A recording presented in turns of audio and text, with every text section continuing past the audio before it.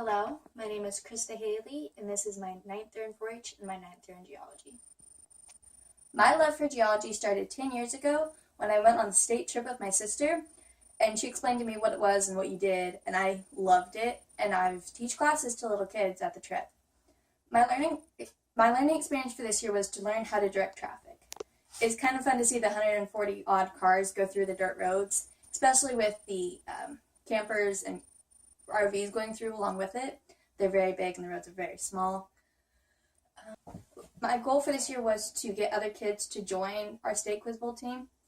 I accomplished that by getting my sister to join our team. We had one team that was a little bit short on kids, and she walked in and were like, "Hey, you're joining." But she did end up winning, and I got second to her. But yeah. The way I showed leadership this year was by teaching our first year groups, their kids and their families that are just joining, and it kind of tells them what to expect, if they want to do more research on the project after our trip.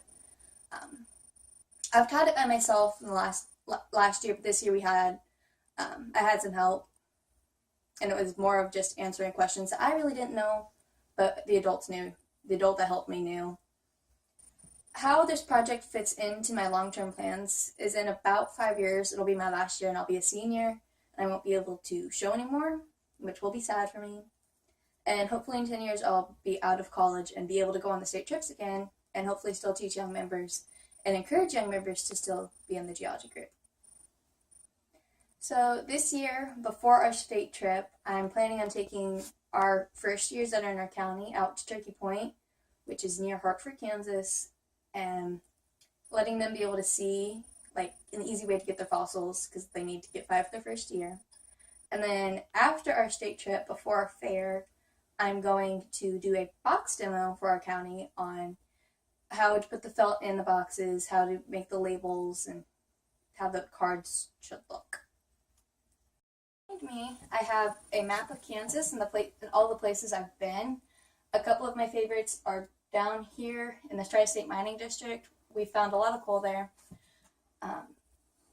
Canopolis Lake, we found selenite, barite, aragonite, turritellite, pyrite, limonite, and sandstone. And then the chalk beds, where we've of course found chalk. And then one of my favorite specimens. This is my Gillicus tail I found in the chalk beds out in western Kansas. We talked to Dr.